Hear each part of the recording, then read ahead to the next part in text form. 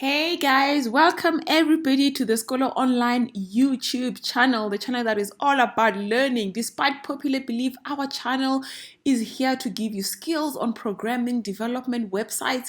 But recently we have started a course on our website on blockchain development. So this video is going to mostly cover that. But let's start with the admin stuff. So if you're here for the first time, please feel free to like the video below and leave us a comment. Tell us more about what you like about the video, what you don't like about the video, what works, what doesn't work. Either way, we're here to listen to your comments, and I promise I respond to the majority of the comments that I get on my videos. And thank you again, guys, for getting us to over 400 subscribers. Let's work on working on 1,000 subscribers, and I'm sure we can do it, guys, because the skills that we show and teach in this channel is stuff that people pay thousands of money of rands for. So, and we give you here for free. So subscribe. We have new videos every Wednesday and every Saturday.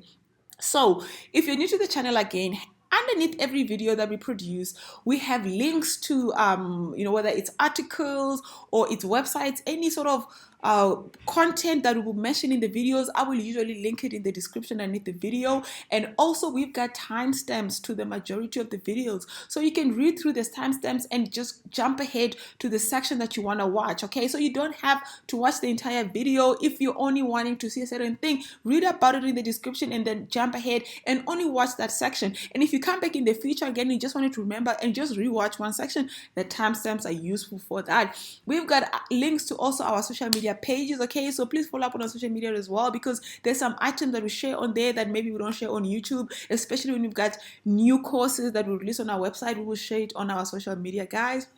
In this video, we're going to be focusing mostly on blockchain programming. Okay, so we've started a new series on our website. If you go to www.skoloonline.skolo.online, exactly like that, underneath the courses, you will see we've started a whole new series on blockchain courses. There's a course there for free that you can do that will give you good background on the definitions of what is actually blockchain technology. We're not talking cryptocurrency, we are talking blockchain as a technology, as a distributed ledger system technology. And everybody knows that nowadays we're going into the future, and this is one of the most sort of sought after skills when it comes to programming. Everybody's looking for data scientists, data programmers, database programmers, and blockchain programmers, because this is a field that is going to blow up. So this is a good time to start developing and learning these skills all by yourselves. And we're here to teach you that. There's a new course we just released that is about 8 hours long, okay, 485 minutes.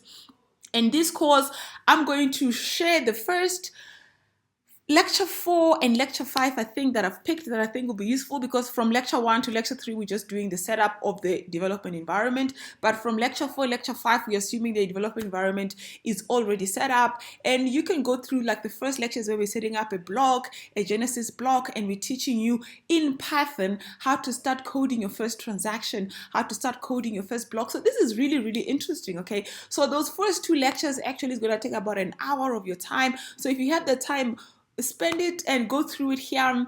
And if you like what you see, I will also leave the link in the description below where you can find the course directly on our website, and you can subscribe or enroll in this course, and then you will have lifetime access to it. It's 8 hours of learning where we take you from zero in Python to a fully functional peer-to-peer blockchain in Python.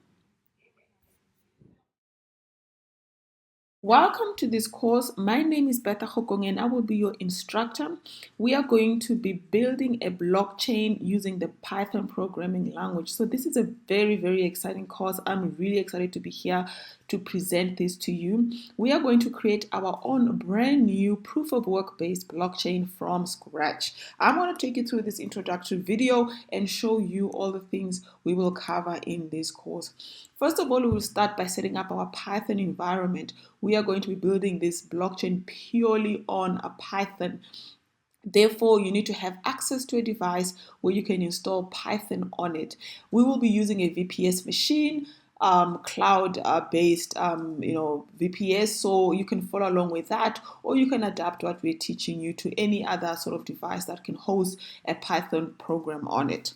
Then we are going to start by showing you how to put together a blockchain class. If you're new and you haven't and you're not familiar with blockchain fundamentals, I highly recommend you start by doing the free course that we have available that tells you a little bit about blockchain and all the concepts involved, because those same concepts, we are going to be taking them further in this course and making them practical and actually writing the code that develops all those concepts, brings them into life, and actually start making our blockchain real.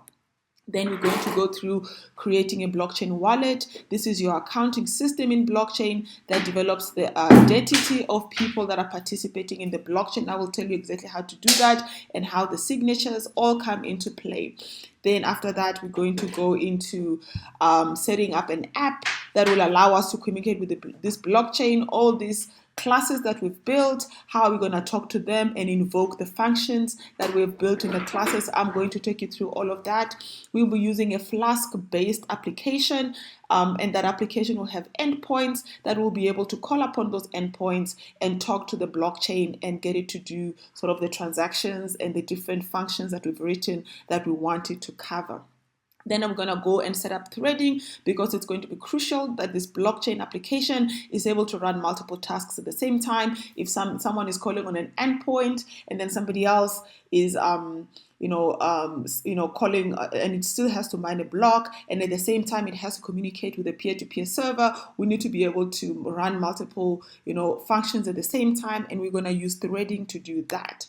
And then we will set up a peer-to-peer server. This is when multiple nodes running the blockchain are able to talk to each other. And this is the beauty of a blockchain. So we're going to take it a step further, and everything we've built, we're going to replicate it and have multiple peers that connect to each other and all running the same blockchain and communicating between each other, but keeping the data the same. To illustrate to you the main functionality of what is a blockchain, you have to have a peer-to-peer connected server.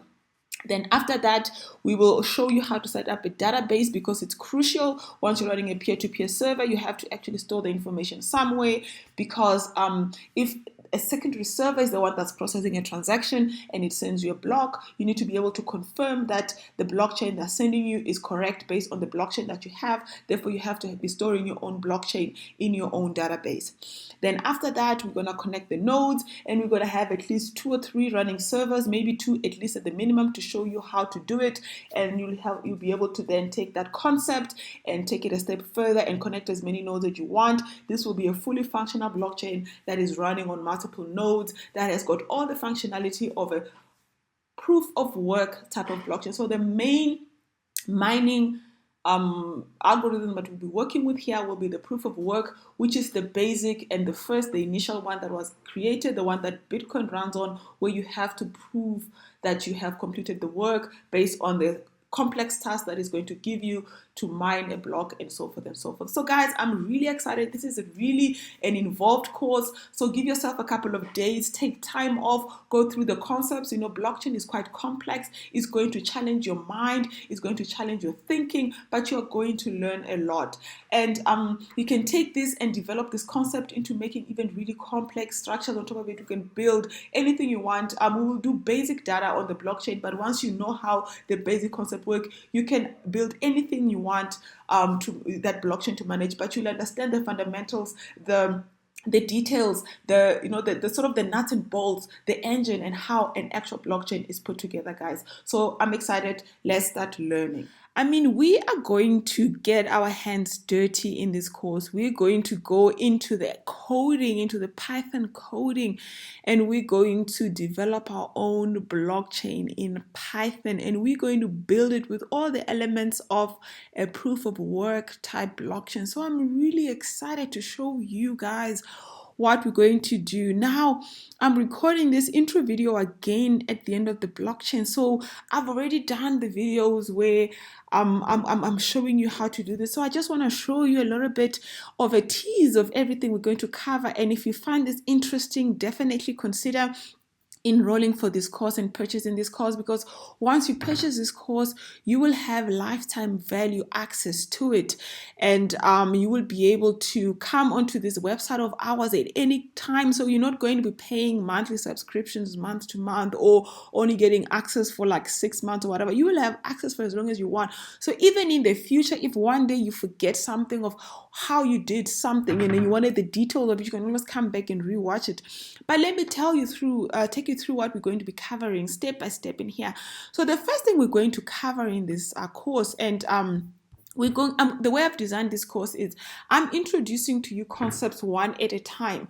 So I'm not going to write this whole code as is all at once. I'm going to start with the first thing that you would want to do, the second thing that you want to do, and as we go along, we refine the code and we rewrite some functions. So some functions that you see here will not look like this in the very first lecture. In the very first lecture, actually, we're going to start assuming that you don't know a lot about blockchain. We're going to start you from scratch, writing your first transaction, writing your first block, and taking it, and every time we are advancing on what we've learned in the previous lecture, and we're going to rewrite a lot of the functions. So what you see here is what the functions will sort of look like at the end, but they're definitely not going to look like that from the first lecture. So the first thing we're going to look at is what is a Genesis block of a blockchain, and how do you create a Genesis block in a blockchain. Then we're going to go into the function for mining a block, and take you through the process of, from a programmatic point of view, writing the Python code for it. How do you mine a block? What does the hash of a block look like? And how do you create the element of difficulty when you mine a block? We've discussed this in a theoretical sense, but I'm going to show you now in an actual practical sense, where you are going to see that it actually takes a little bit of time for us to mine a block, because this function has to iterate through, and it has to do a little bit of work to get the right answer to the question that we're going to be giving it. So I'm going to be showing all of that to you. I'm going to show you how we're going to add transactions to this blockchain. We're going to write the code for adding transactions, and initially we don't even have a database, and the code you're looking at now is a code where we already have an SQL database attached to our blockchain. But when we start, we won't have a database, and we're going to even take you through the process of upgrading from the blockchain that didn't have a database to a blockchain that has a database, and you can see the difference in all of that and how that works through. So I'm going to take you through that process of creating a new transaction. I'm going to show you how you actually sign a transaction in the blockchain. We're going to go through the elliptic curve cryptography functions, and the function that we use specifically for our blockchain in creating a transaction and creating a signature for a transaction, and a signature that goes with that transaction, and then how somebody on the other side is able to take that signature and verify that transaction using that signature. And we're not discussing this in a theoretical sense. I'm going to be now taking you through this in a very, very practical sense, and write the code for you and help you understand the code that I'm writing and what that means, how to check for valid transactions, how to do the proof of work function in the blockchain, how to check if a chain is valid when we get into the peer-to-peer network. I mean, this is really, really interesting. We're going to have three main classes: the blockchain class, the account class, which we use to generate the keys, and we're going to show you how to generate the keys, and we're going to also evolve the process of generating the keys from just generating a key per transaction to actually storing our keys, private key pairs, on a folder in a folder, file structure somewhere in our computer, to actually having the keys accompany the data, at least the public key or the signature, and using the signature to and the function to generate the public key. So there's a lot of things that we're going to go into, and it might confuse a little bit now, but I will be explaining all this to you step by step. I will take you through this process in granular detail, so that you completely get all the functionalities, the lingo that goes with blockchain development. Then finally, which I think this is something you don't get with a lot of blockchain courses, is I'm not going to develop a blockchain that looks like a database that is sitting in one node. I'm going to show you how you would put together a peer-to-peer server, okay? We might not test it in this course, but definitely we will write the code for it and show you how you would then have multiple nodes that are in the same peer structure. I mean, in the peer network, multiple nodes that are peers to each other. So you don't have a client server relationship, but you have a peer-peer relationship where all these servers are peers in the same network, and they are sharing the data. They are broadcasting transactions in a pool. They are sharing and broadcasting chains in a pool, so that every node in the network has the latest version of transactions in the transaction pool, has the latest version of the blockchain in their database.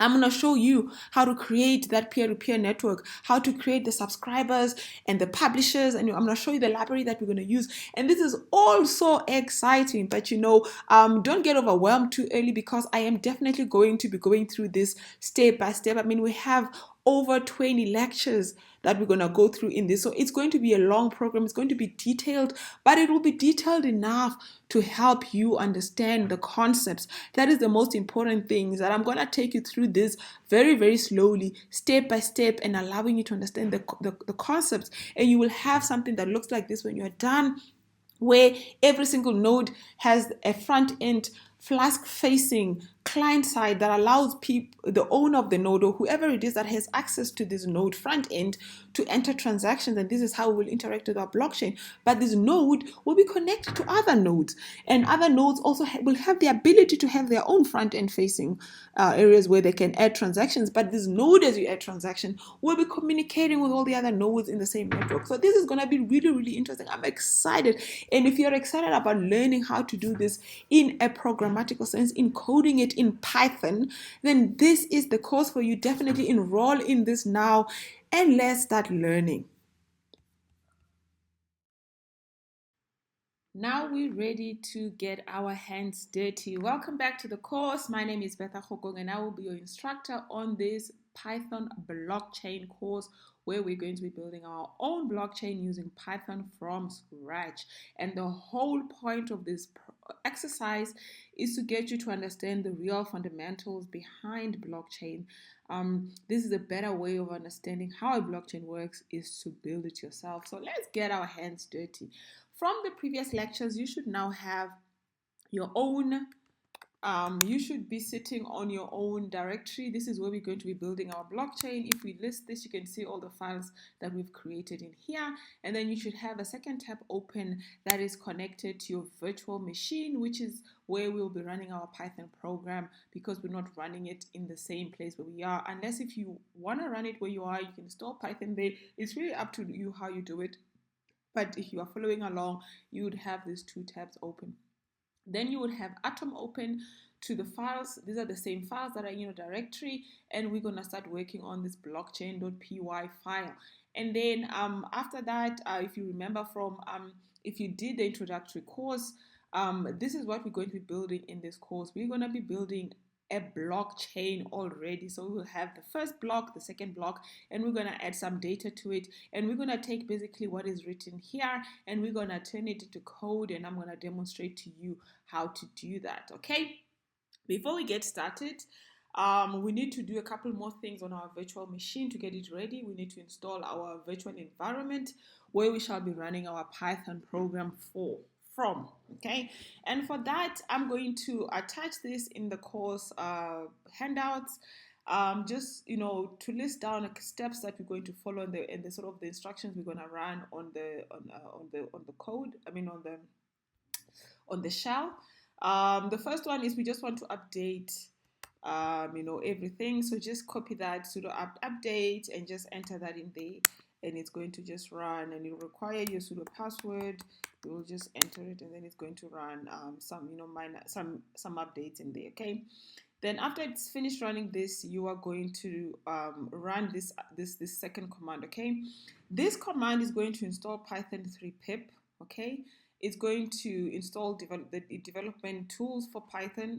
There's a couple of things that are in here, and if you're following along, just copy this line as it is, and I will put this document for you to have and be able to copy all of this, because you have to install it like it is here so that you don't miss anything. Okay, there's a couple of Python development tools and setup tools and Python pip and all this that you will need to build your virtual environment so that you can work with. Okay, so I'm just going to enter there and say yes, and it's gonna just install all of that for me. Okay, While it's doing that, I'm going to go back and get the next line. So this is where we install our Python 3 virtual environment. Okay, so we are going to be working off Python 3. If you did the last lecture, when you're installing Python in the last lecture, make sure you have installed Python 3 because we're going to install Python 3 virtual environment. If you are working with Python 2, the process is slightly different. Okay, so for Python 3, this is what we need. So I'm just going to copy that and come back here, and I see it has finished installing that, and then I'm going to copy that there and just click yes. Okay, and we still have, it looks like we've got an error with dpkg. I hope that's not going to affect us a whole lot. Okay, so we have installed our Python environment with one minor error. I'll investigate that. But after that, after installing our virtual environment, now that what we need to do is to actually initiate it, okay, or create one. So we have this line as well. Just copy it as it is, and let's just clear so we can see what we're doing. All right.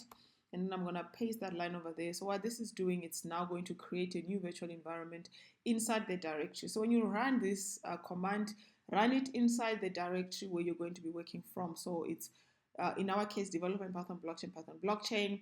And we're going to call our virtual environment blockchain env. Okay, so the blockchain env is going to be, it's going to be a folder that will be our virtual environment. So all the Python libraries that we're going to install are going to be installed in the, and this is the one that we're going to be working with.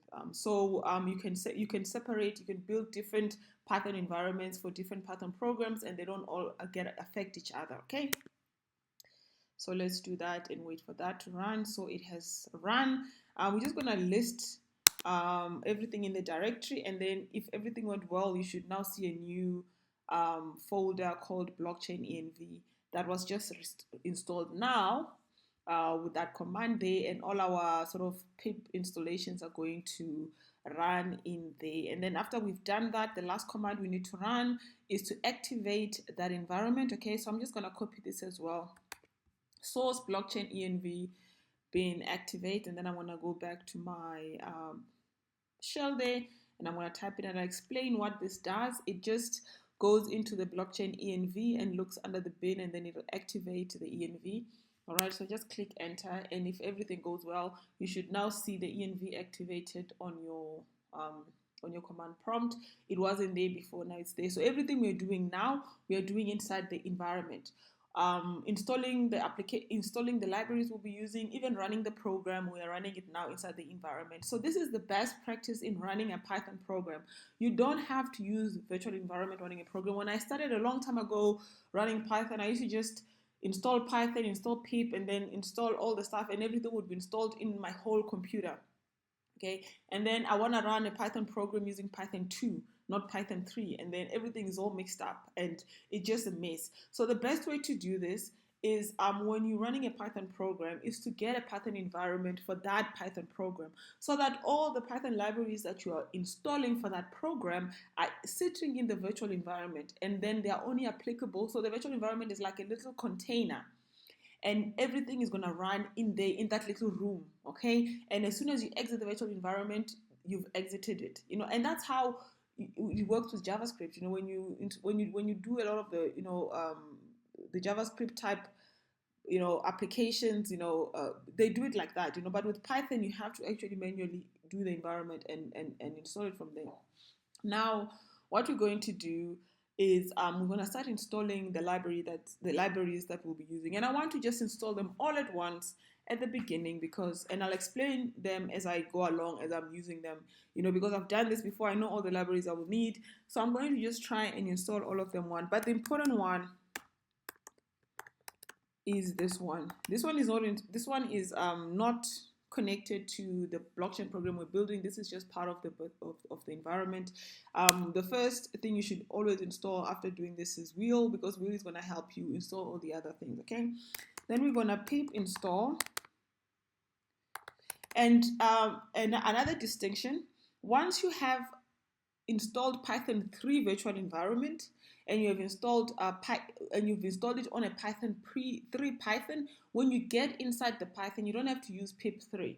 Because if you were running a Python program not inside a virtual environment, and you had both Python 2 and Python 3 running, you would have to always refer which Python you're talking about. You'd always have to pip or pip3 depending on which Python you are installing it for. But with the virtual environment, the nice thing about it, we've already specified that we are installing virtual environment for Python 3. You will see on what we did there. This is already telling us that this is already installing this virtual environment inside of Python 3. Now, when we run pip, we don't have to say pip3. We can just run pip, okay? Because now because we're already in that virtual environment for Python 3, it's already like pretty much it's obvious that we're doing pip3, but we're doing just pip. So in here, you'll just say pip install. There's a couple of things we need to install. We need to install Flask. Flask is the app framework that we're going to be using. Okay, we'll use it a bit later, not yet, but just install it now so that we have it. We're going to use request as well later on. We're going to use UID. We're going to use ZMQ. We're going to use something they call fast EC DSA. Okay, I hope I got it wrong.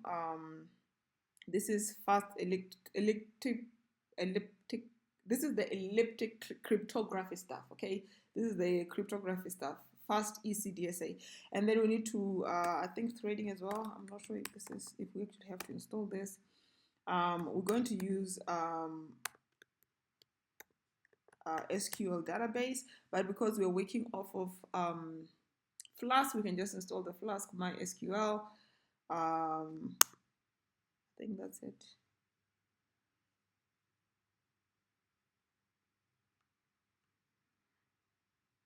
Okay, so threading you don't have to install. Okay. So let's see what's been installed. Flask has been installed.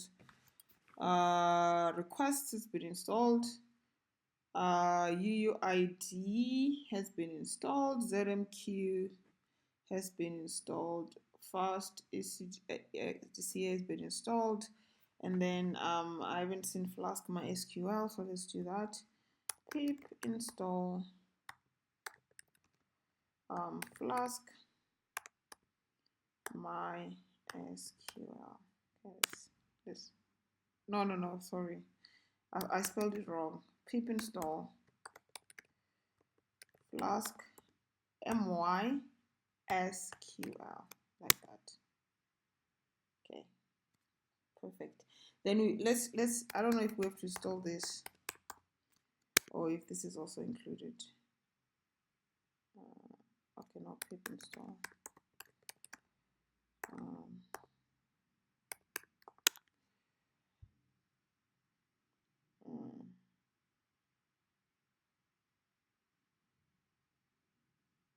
Okay, I think that's it. So we have everything that we need. We will be able to run a simple program in here, and I'm going to just demonstrate to you quickly how this works. Okay, so in here I'm going to, let's try one of the let's import.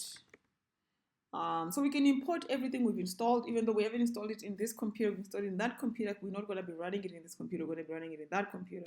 So we can import all of these things. But I just want to test quickly, okay? Let's say pip install UUID, okay? All right, and then I'm going to say then the random is equals to UUID 4. All right, and then I'm going to say print random. Okay, it's just a quick test function. I'm trying to invoke this thing that I've imported and UUID 4, and then I'm going to try and print it out. So I just want to show you how all of this works. So I'm going to, first of all, file, I'm going to save this, okay? And then the first thing we do is that we add it to Git, and then we push it to the other side, okay? So we'll do git add, git commit, and then we need to git push. There's a misspelling there. Okay, git commit.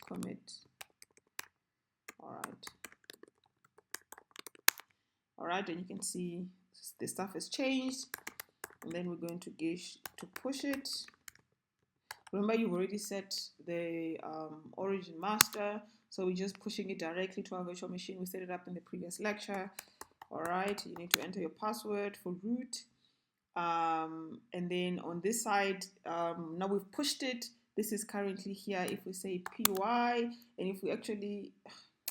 if we say ls, and we say nano, I just want to open the file to show you that this file now actually will have, where did we make these changes? In blockchain.py. So I just want to open blockchain.py.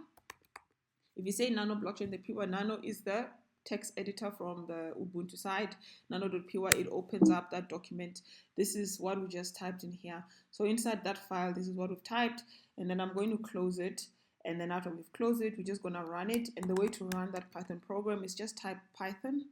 Okay, again, you don't have to say Python 3. You can just say Python and app.py. Okay. Okay, sorry. Python, not app.py, blockchain.py. I'm running the wrong function. Blockchain.py. Okay. So it's going to run. So it printed it. So it imported UID, it created random, and then it printed random, and the random that it printed is that. Okay. If we do this again and we run this function again, it's going to print a different random, and every time it's getting a different random value.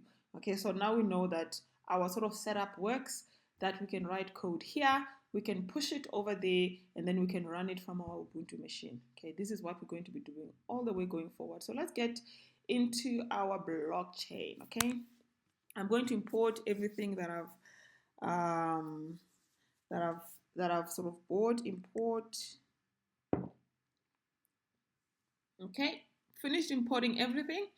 When you finish doing this, and I've done the test offline, and I realized some of the things were not properly installed on the other side. So what I suggest you do, you copy what I have here. Okay, you can pause this video, freeze it here, and just copy everything that I've got here and paste it on your own Python program. Do what I did, push everything to this side, and then just run the program. Run Python blockchain.py from this side, and then just make sure you don't get any errors, because some of the things didn't install properly. Like, I think it skipped, some of the things when I was trying to install all of them at the same time, and then it will say something like no module named UUID. It means UID was not properly installed. So just go back. When it says no module named this and that, you just say pip install that thing, and then no module named fast ECDSA, that also didn't install properly. Then you just say pip install that thing. Pip install ZSMQ. You actually had to install the majority of them again from scratch. And then another thing I learned, pip install Flask MySQL. Okay, there is Flask MySQL, and then there is Flask MySQL DB, right? I tried to install Flask MySQL, and then I ran this program, and then it gave me an error, no module named Flask MySQL DB. So just rerun it with pip install Flask MySQL DB. Okay, not underscore, like this. Pip install Flask MySQL SQL DB. All right, I've already done it, so you don't have to do that. But in your case, just install everything and then run this program. If it gets error, just keep reinstalling. But I've already done it, so everything is good on my side. So the first thing we're going to do is we're going to create a class. Okay, and that's how you do it in Python. You just say class, and we're going to call this class blockchain. Okay, and then you just put the double colon or semicolon at the end, and we're gonna write all our class functions in here under the class blockchain. So the first function that we want to write is a function that creates a block. All right. So we're going to create a function in Flask. You just use that word, df. That's for a function, and we're going to call this. We'll change the name later, but let's just call it create Genesis block. Okay.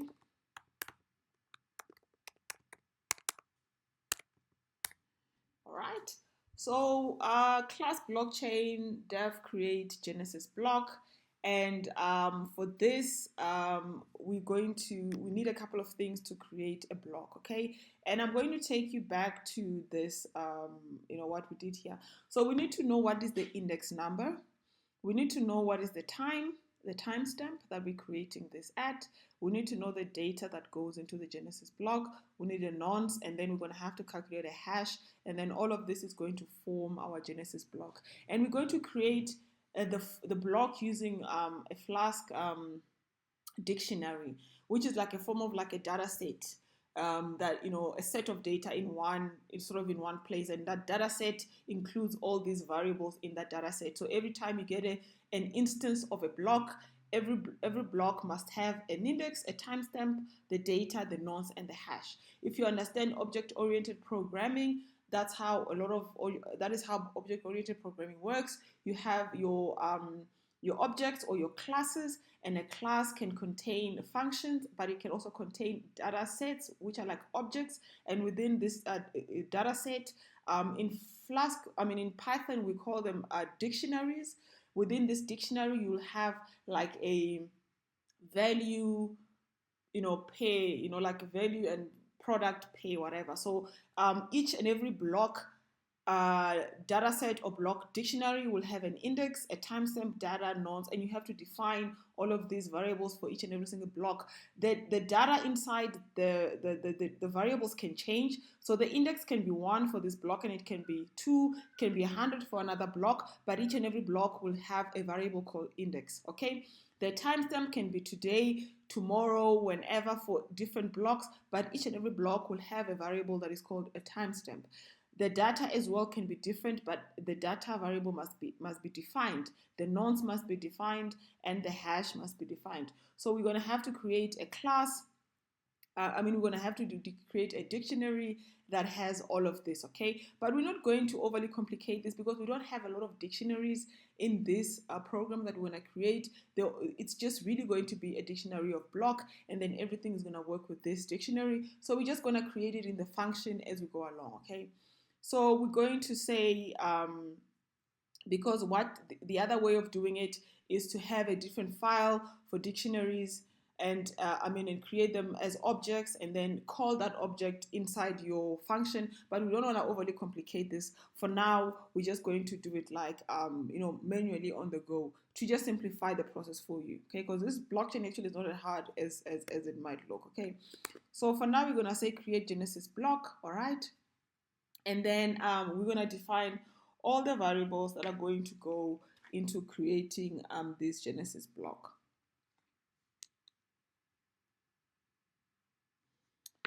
All right.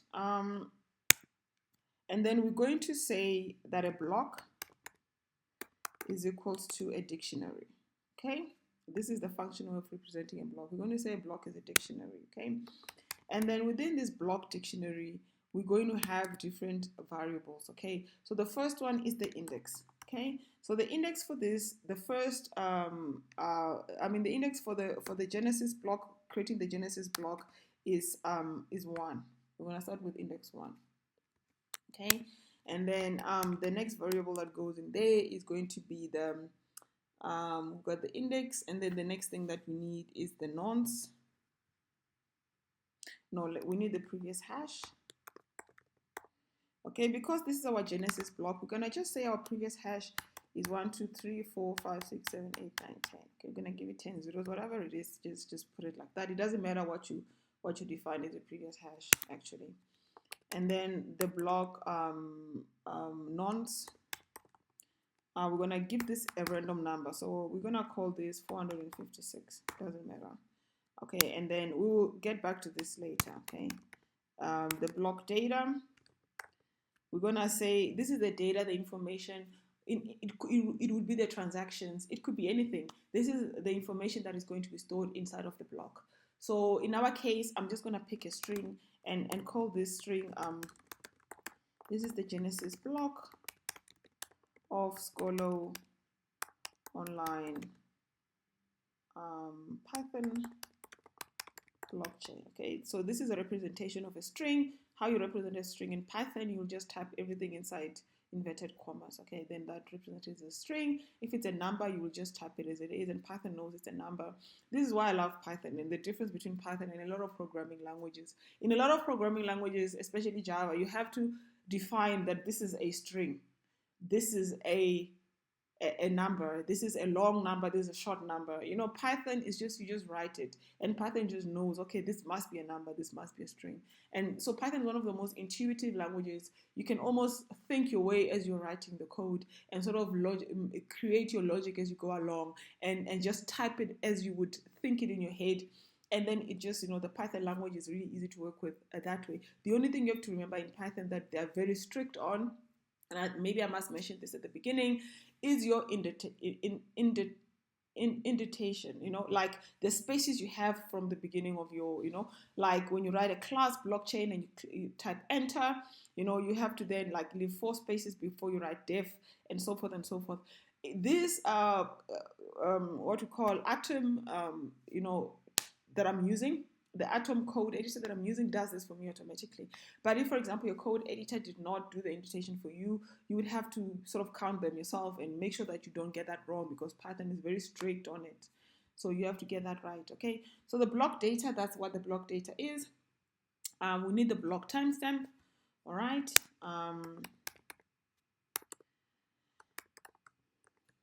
Okay, so to get the block timestamp, we need to calculate that block timestamp, all right? So we have imported what we call a datetime, okay?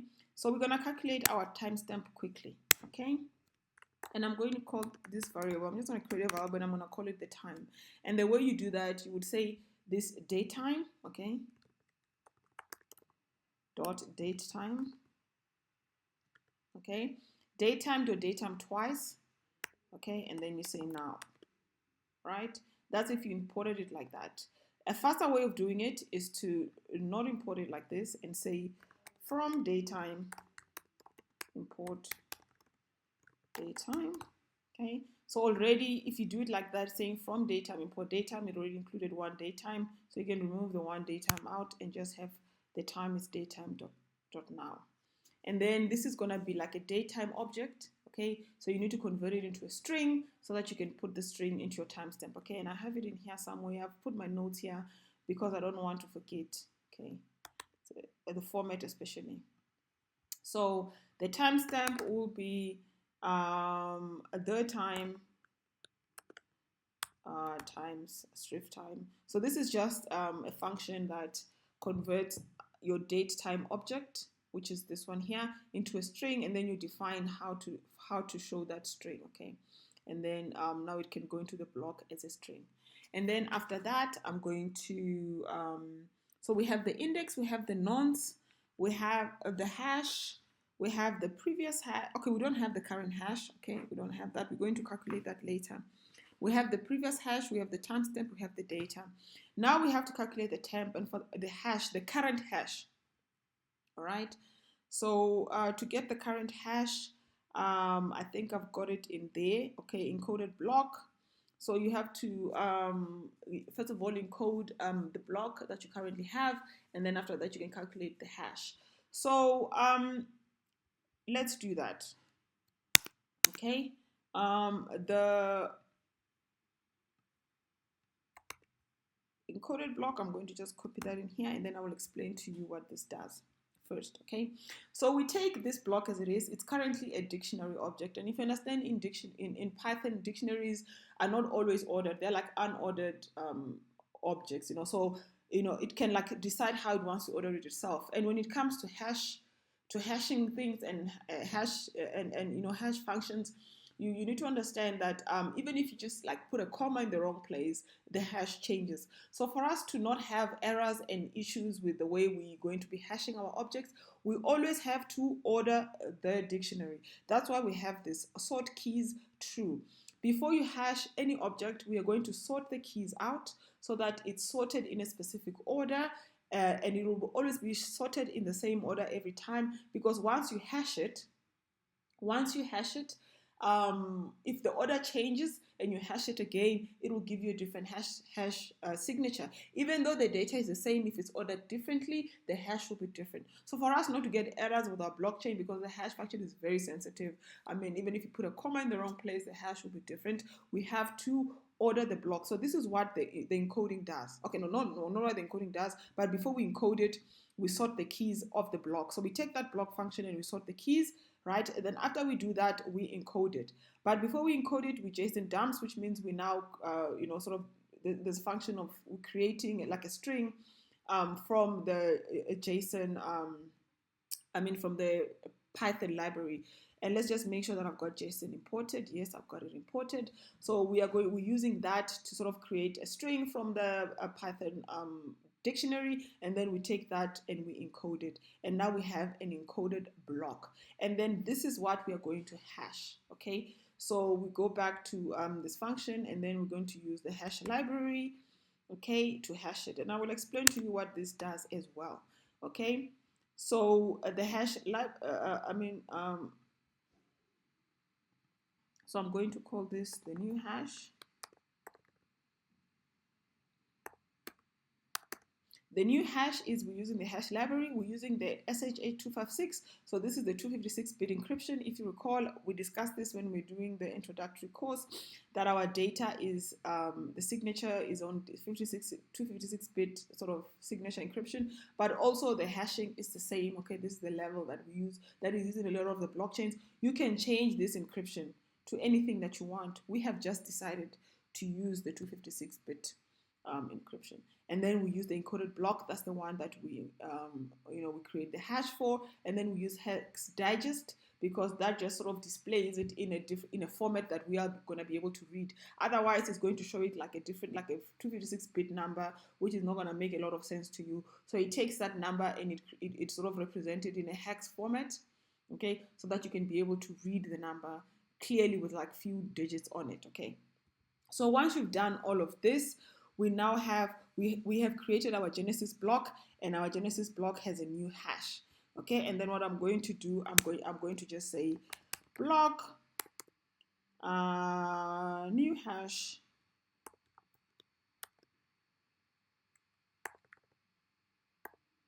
Okay, I'm gonna say block new hash is equals to new hash. All right, and then after this, I'm just going to say print the block. Okay, so I just want you to see what the block looks like. All right, and then we're gonna try and see if we've been successful with this function and if we don't have errors. Okay, and so when I write my code, I like to sort of write one line at a time, test it, and I build upon it, code line by line or function by function, as it becomes more and more complex. So we're going to take this from just one block, and as we build our blockchain function, we're going to be testing it, as we go along, and we're going to see what is going to be created there. So I've said print block. So for us to be able to test this function, we have to actually run it. Okay, so we have to say, we have to call or invoke our class. So we're going to call it blockchain. All right, and blockchain is equals to blockchain. So what we're doing here is that we're just calling the blockchain function, and then we are, the blockchain class, and then we are calling it, we are putting it under this variable blockchain. All right, and then after we've done that, we're just going to run the function create Genesis block.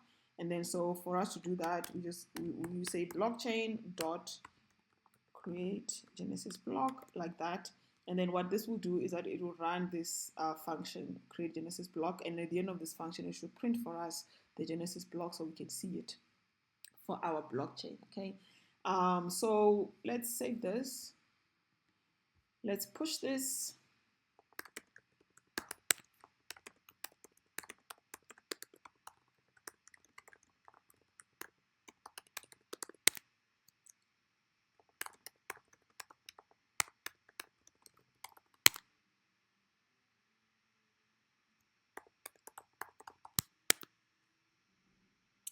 Right, okay, so let's see our functions here. Let's open it up, nano blockchain.py. Let's have a look at what's in there. There you go. So everything we've written, it's in here. All right. So I'm not always going to check, but a couple of first time, maybe you can do that. And then we're just going to say Python blockchain.py to see.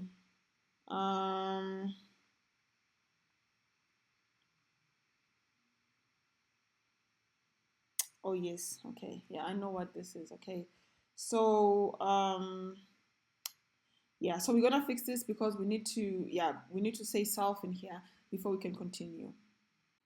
Okay, so what you need to do to correct that error is under the function that you've create Genesis block, you just need to add the word self. Okay, it's just the way Python works, and I just forgot to do that.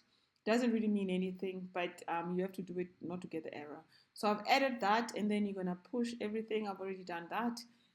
Then let's go back and run the function. Okay, I've run it to test it. So when you run it, you're gonna see your first block. So it's printing for us index 1. The previous hash is this zeros. The nonce is 456. The data is, this is the Genesis block of Wara Wara. The timestamp is 23rd of October, and this is the exact time that it's recording this on. And then the new hash, this is the hash. The new hash is this number here, all the way from the this is the new hash that it prints for you. And then so our function is working well. Okay. If you store this in a database, this is the information you'll be able to store. And obviously, as we build our blockchain along, we're going to include the SQL database and install this. But at least now we know that this is how a block looks like.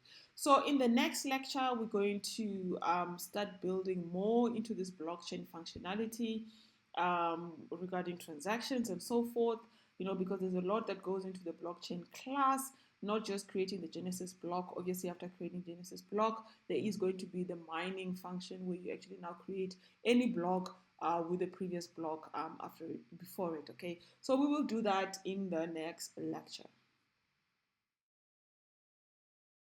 Now we have successfully created our Genesis block of the blockchain. I'm going to just remove this for now, and the print part, it's not necessary. We've demonstrated that the block gets generated, properly using this function. What I want to do next is to start working on the data that goes into the block, because after the Genesis block, you have to create the second block. And before we can do that, we need to generate transactions. And let's look at what we learned when we were going through the theory of blockchain. The way transactions work is that you'll have your blockchain where all the blocks get added, and then you have users of the system, and users will have their private key and their public key, and these users will generate transactions and sign the transactions with their keys, and the transaction gets sent with a signature.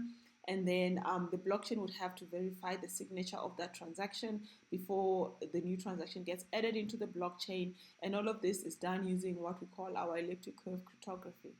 So we have already, Python has a library that has modeled this elliptic curve cryptography.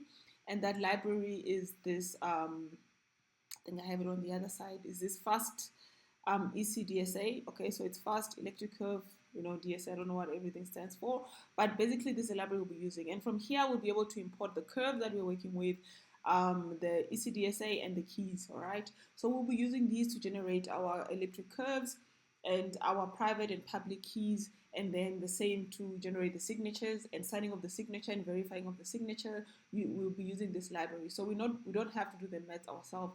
So it's quite simplified approach, but you still have to understand the concept of what the libraries are doing. If you had to write the libraries from scratch, it would take a long time. Thank God somebody has done it for us in Python, and we're just going to use that. Okay, so I've written some functions here, and the first thing that we want to do is you need to first of all generate a private key. So the process, the way it works, you got two keys.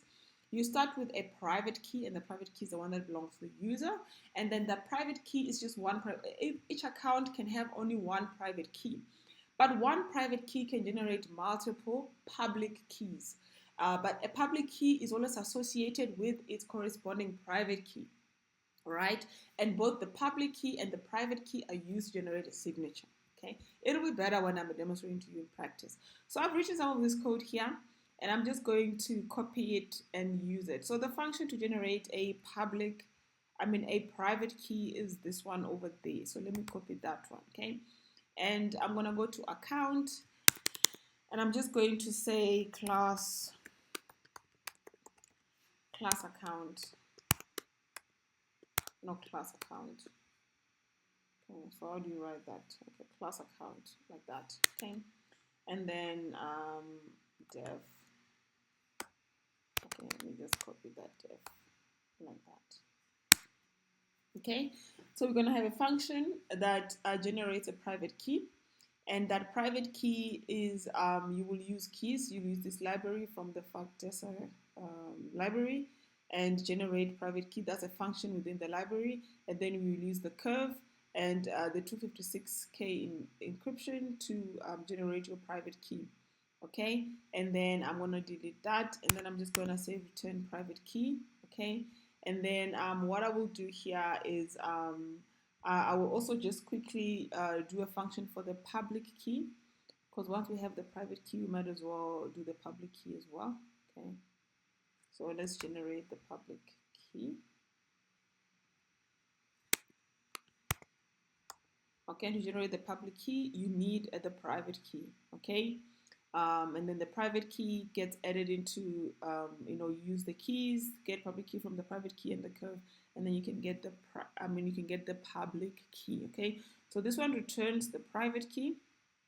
Okay, so let's write these functions exactly the same. Okay, so let's say in here the public key is equals to all of this. Okay, the public key is equals to all of that, and then you return the public key. It's exactly the same thing, because so that we have it in a standard way, you can see exactly what we're doing.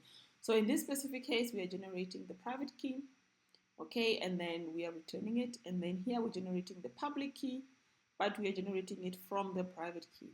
To generate the private key, you don't need anything. Okay, so we're gonna test this out very quickly, and we're gonna say our account is equals to account.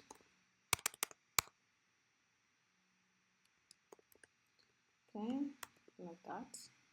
And then we're gonna say public key is equals to account dot generate public key, private key. Okay, so let's make this PVT so that we know what we're doing. Okay, so PVT is this account variable which is generated from the account class, and then from that account variable we want the function that generates the private key, which is this function, and it doesn't take in any variables, it just works like that. Okay, then we'll have the PVT, then the public key, okay, PUBK will be equals to account dot generate the public key. All right, so account is the same account variable that comes from the account class times generate the public key with this function, and then it will take on the private key as a variable. So we need to enter the PVT in there. Okay, so we just want to sort of view it, and then we'll say, let's just say print, okay, public key, the private key, the private key. Let's see what it will look like. The private key is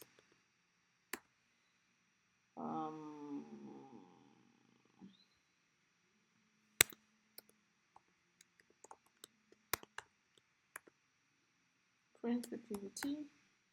All right, print the public key.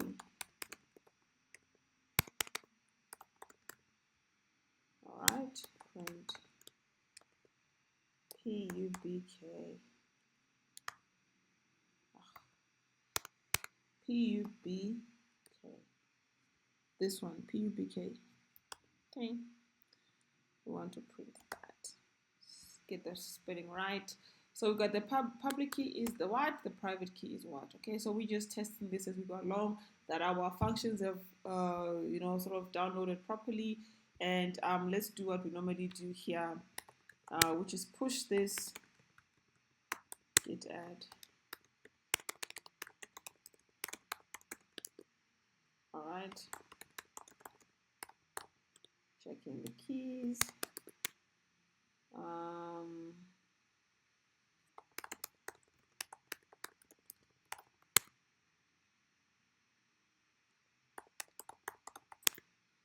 That's done.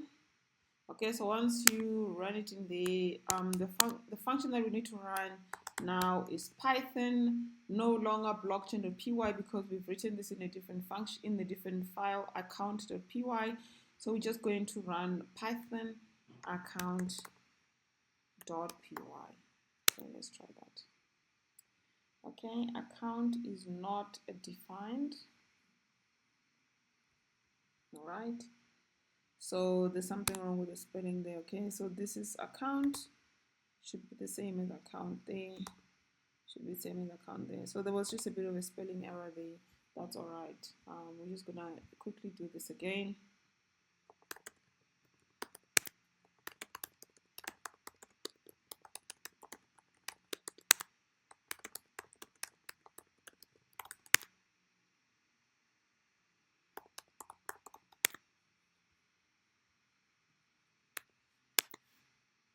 Right.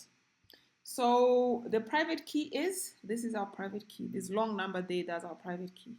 The public key is, it's got an X and it's got a Y on curve 6P261. K1. Okay, so everything is working accordingly. We now have our private key and we have our public key. So we're going to write a function that then allows us to sign a transaction using a public key and a private key, and a generated signature, and then from the account, a class. So if we go here, we have a couple of functions. Okay, we've got a function for getting the signature, and then we've got a function for creating the transaction. So let's start with the creating the transaction, because we need to start with that before we can get the signature. So there's a couple of things you need in the account class. You need to generate the keys, and then you need to be able to sign a transaction, and then generate a transaction. Okay, so let's paste that function, then I'll explain it to you. Okay, so the first thing we do is we get a transaction ID, okay, and we just use that UUID, which is like a unique identifier, UUID variable, to give us a transaction ID. Okay, so it will just be a random number, a random generated number. And then after we do that, we create a timestamp, and I've shown you how to use datetime. So let's just go and just get this imported here as well, because it's not imported in here, so this won't work. And then I'll remove that datetime, so it's just datetime.now. Okay, the transaction is also going to be a dictionary. So there's two ways to write dictionaries. The way we did it here was differently. We wrote it like that, so you can see every sort of variable that we're adding into the dictionary. This is written slightly differently, but we can change that so that everything is sort of universal, or it looks the same. And if you're looking at this code later on, you understand that this is a dictionary. So the first thing you do is that you create it. You create that variable that's a dictionary, and then you say transaction, the transaction ID. Okay, so let's just put that in there. The transaction ID is equals to the transaction ID. Okay, and then the timestamp.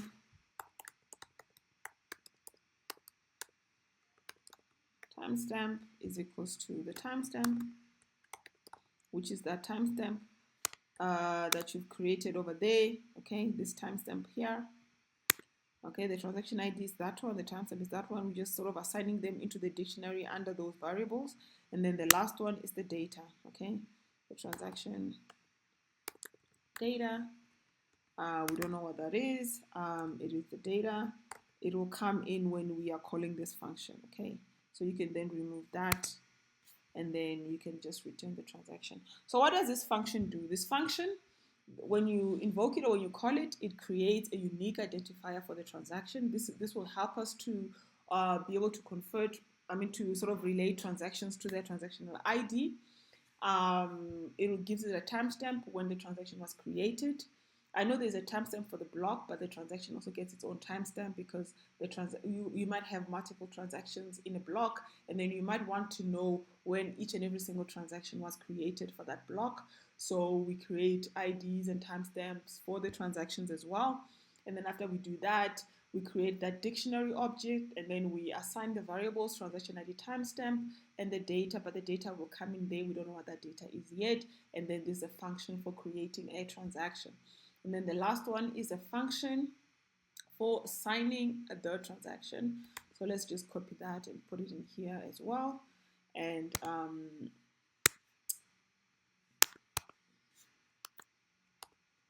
right, so what happens here? You you have a couple of variables. I'll explain them later. This SHA256, you just use that curve, the ECDSA curve, to create it. So these variables, you just have to create them as they are. Just copy this code. It's a long, involved process to try and understand what they're all doing.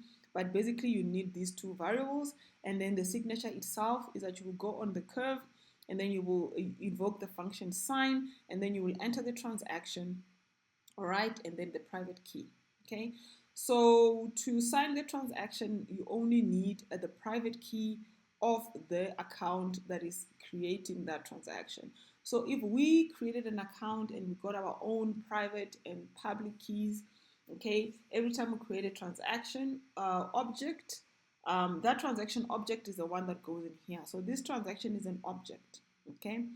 And once we create that transaction object, we just need that private key, which is the private key would have generated there, okay? And that's all you need, and the rest comes from the function itself. And then you sign that transaction, and then you return a signature, okay? So this works. I'm not sure that we need to test it, but perhaps what we can do is, just show you quickly, okay? So what I'm going to do is I'm going to, again, create the account variable, which is going to be that, all right? And then the functions that I had before would be the private key. Okay, and the private key is going to be that account. So I'm going to copy it this time so I don't get the spelling wrong. Okay, generate private key. All right, and you don't need to generate the private key, you don't need to enter any other variable in there. Once we've done that, I want to create a transaction that says, I'm just going to call this text. A beautiful day, right? And call this the text that I'm going to include in my transaction. And then I'm going to then invoke this function, create a transaction, okay? Then I'm going to say the transaction is equals to the account, okay, that account over there. And and then from the account, we're going to invoke the function, create a transaction, right? And then we're going to create a transaction using the data, all right? And the data that we're going to use is the text, right? So we're just creating a transaction for that text. So it's just going to give you a transaction ID and a timestamp. So once we have the transaction, we're going to sign that transaction, okay? So we're going to say the signature is equals to account, because these functions are inside a class. Every time you call them, you have to call that variable for that class. So we're going to say this is account get signature, all right, and then get signature, and you need to sort of include two variables, the transaction, which is this one here. This is the transaction, and then the private key is that private, okay? So this private key and that signature would be able to give us that private key and that transaction will give us the signature. And then, maybe you want to see what the signature looks like. So I'm going to say print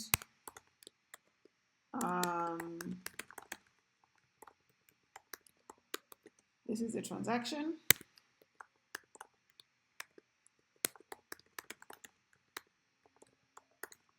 All right, so the transaction is print trans, and the signature is print signature, right?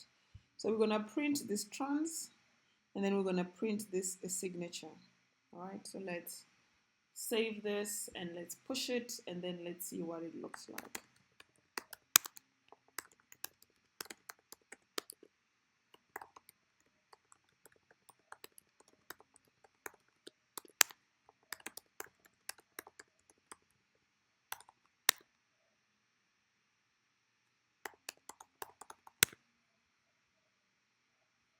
Right, so that's done. And we're just going to run that function python account.py. So we have a bit of a problem. All right, find get signature. Signature is that